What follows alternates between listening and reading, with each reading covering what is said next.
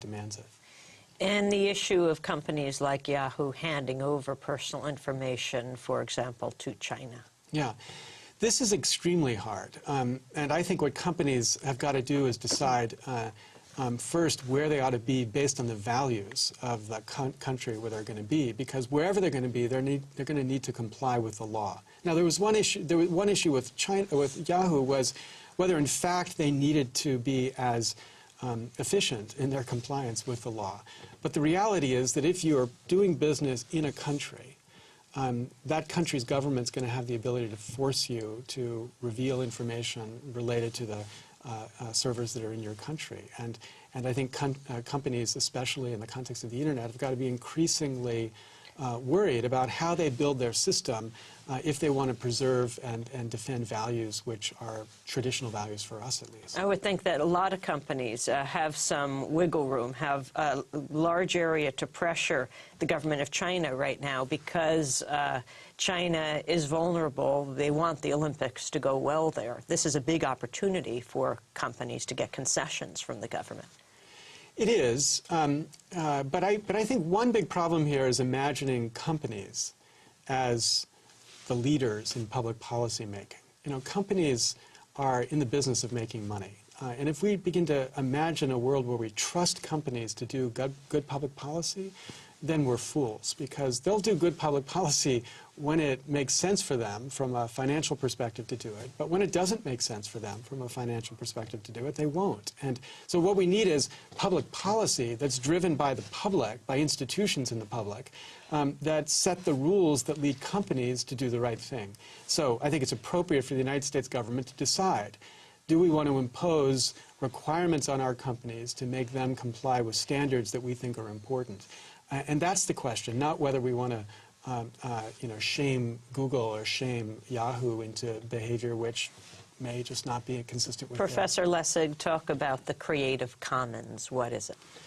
Well, the Creative Commons was a response, a private response to what we considered to be radically overburdensome regulation around copyright. So most people on the Internet would make their work available, and their expectation was, I want you to be able to share this, or I want you to be able to remix this. Maybe not for commercial purposes, but I want you to be able to do stuff with it. Well, copyright law said, well, the only way you can do this is if you get permission first. And of course, this created a huge amount of uncertainty and burden. What Creative Commons does is give people a simple way to mark their creative work with the freedoms they want it to carry.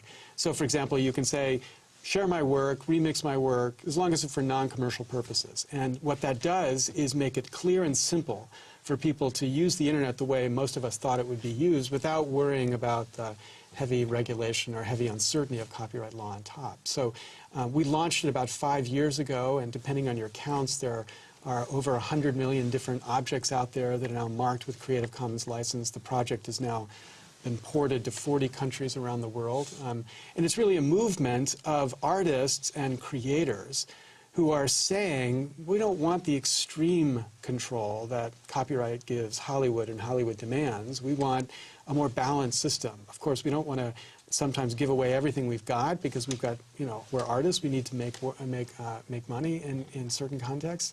But we certainly want to enable people to be able to share and build upon their work. Professor Lessig, explain your Change Congress project. So Change Congress tries to take the same idea to the problem of congressional reform.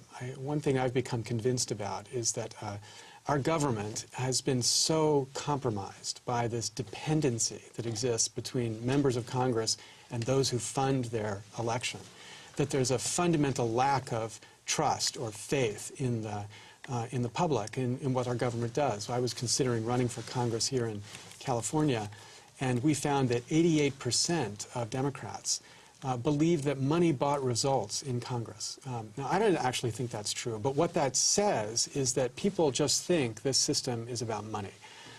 So what Change Congress does is it gives candidates and members, like Creative Commons, an ability to identify themselves as reformers, meaning you, like a Creative Commons license, you can get a Change Congress badge that says, I'm not going to take money from lobbyists or PACs. I believe in public financing for public elections. I want to abolish earmarks. And I believe in increased transparency in Congress.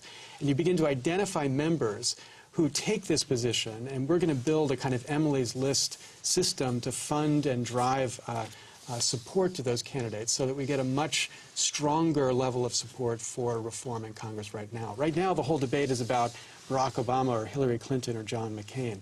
But the only way real reform happens is if it happens in Congress. And so what we've got to do is begin to make it clear how we get a Congress committed to reform so that we can begin to make it possible that real reform happens inside of Congress. Now, there was discussion of you running for Tom Lantos's seat, the congressman from California, but you decided not to. Why?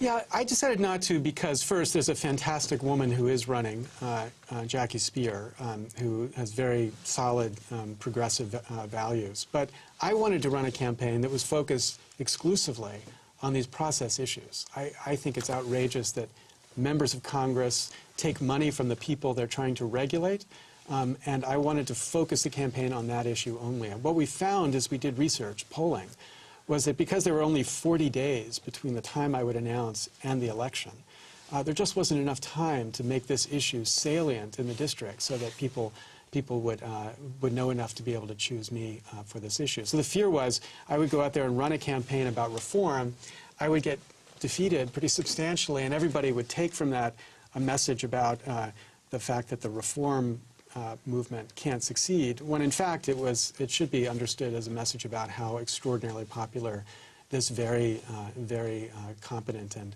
committed representative is. What do you see as the role of media in reforming government? Well, I think that media has got to do more to get deeper. So I'm not sure if this is a thing you make public, but you started this interview by saying no sound bites. This is the first time I've ever been in a media context where the word no sound bites has been uttered. Because media's whole focus is how do I present a show that can keep people's ADD attention for 10 minutes or 5 minutes.